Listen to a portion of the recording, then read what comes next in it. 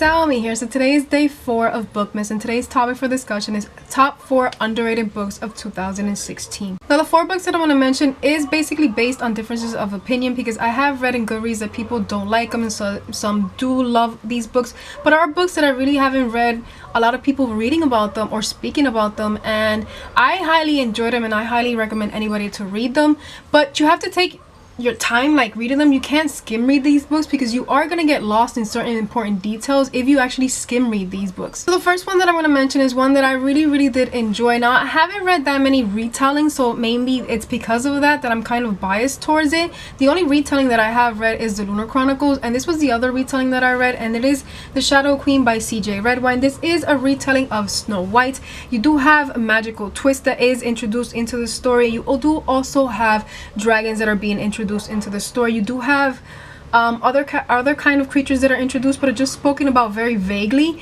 I love this story. I enjoyed it so much. You also do have a sibling relationship that is in this story. There is something that I really did not like, that I thought that shouldn't have happened in this book, that they could have eliminated it. It was stupid not to take the other course, but you know, I loved everything else about this story and I really did enjoy it. What I do love about this story is that you have two kingdoms that basically in one way or another they are intertwined, and they have to fight an evil, wicked queen. And I loved everything that was transpiring. There is one specific part that just, oh my god, it was just so nasty like to read about, because it had a lot of insects. Ugh.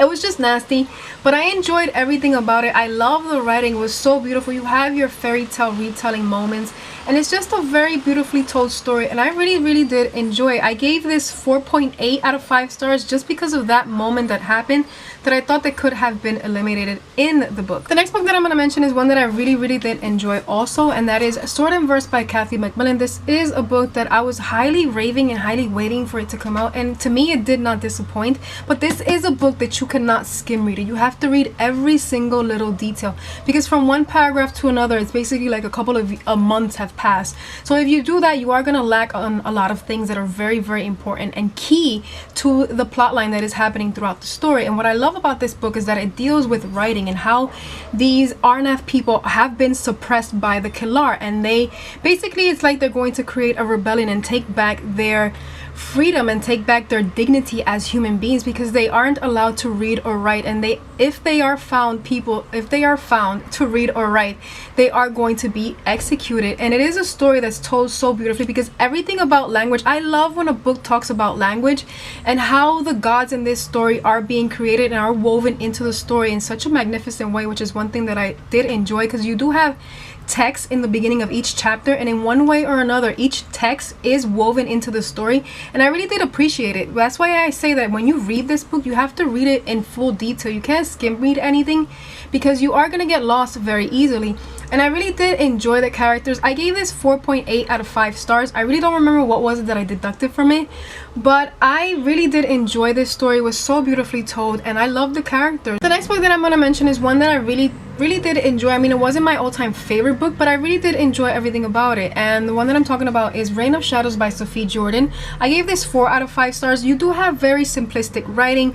There is a word that I can't remember right now because I read this a long time ago, that it's overused like so many times, but I really did enjoy like the storytelling of it, because this is a retelling of Rapunzel. This is another retelling that I did read, and I really did enjoy it. There is a specific twist toward one of the main characters, and I'm not gonna say because that is a huge spoiler, but this book is told with a lot of imagery, and it's something that I really did appreciate, because you smelled everything, and it's like you tasted also the things that were that you were reading in this book. And even though there was something that I really didn't like between like the two main characters, because you do have insta love, but I have to admit I fangirled over the insta love. I really did enjoy it.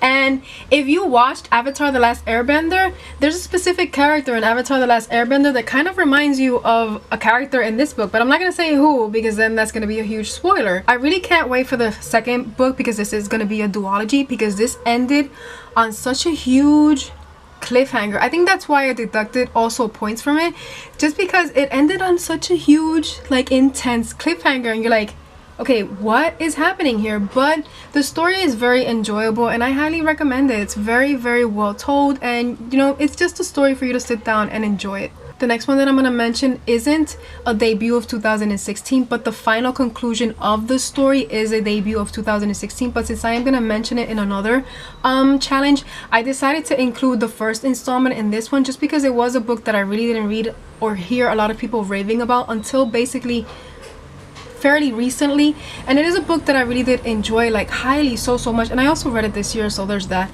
But it is The Kiss of Deception by Mary E. Pearson. It is a story that is told so wonderfully and so exquisite. Okay, in this book you do have your ordinary trope where a princess does escape from her betrothed marriage, but what I love about this book is that two people are sent after her, or two people go after her, let me say that. And one is a prince that she left at the altar, and the other one is the assassin sent to kill her. But you don't know who is the prince and you don't know who is the assassin until the near end, and you get points of views of all three characters, which is something that I really enjoyed the story like so much. And like, if you want to read a story where you have complete and full character development through the entire series, this is a series for you to pick up because it's told so wonderfully, and I enjoyed and devoured everything about it. And it's one that I am going to highly recommend all the time. So I know this wasn't a debut in 2016, but the final installment was a debut in 2016. I just wanted to mention the first book just because of what I mentioned a few seconds ago. But those are the 4 books that I think that are very underrated, and that's it for my video. I want to thank you for watching. If you want to tell me which are the books that you think are underrated, feel free. I want to find new books. But until then, I want to thank you for watching, and until next time.